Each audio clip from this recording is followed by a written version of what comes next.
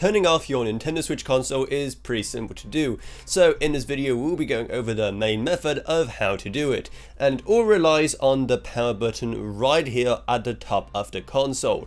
So what you want to do is just simply hold down on that button until this menu pops up. Now at that point you have several options. You can just tap on sleep mode, however that will simply just do the same as just holding on that power button for a second or two. However, there's also this full menu of power options. There you can either restart a whole console or also power it off completely. So you can just simply tap on that and it is going to completely turn off the console. At that point you just want to long hold on that power button again until it's gonna start turning on again. You know when that's happening because the Nintendo and Nintendo Switch logos are going to pop up. However, you can also just hold down on that power button for even longer after the menu already pops up, and that's also going to turn off the console. So that's how you turn off the main unit. But what about the controllers? Well, if your Joy-Cons are already attached to the console, well, you don't really have to do anything. They're gonna be turned off as well with the console. However, if they are detached, simply just long hold on this little button in the middle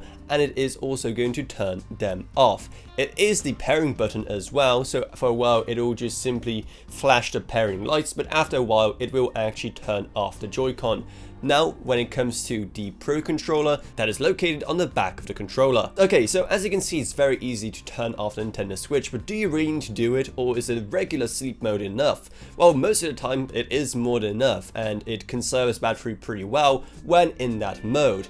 However, if you're running really low on battery, then it could be better just to turn it off completely so it's not using any of it when it's not necessary. Also, if you're having any kind of issues with the console itself and you just want to turn it off and on again to see if it helps, well, that's exactly how you can do it as well. So hopefully you found this video helpful. If you did, make sure to subscribe to How to Authority for more like this in the future.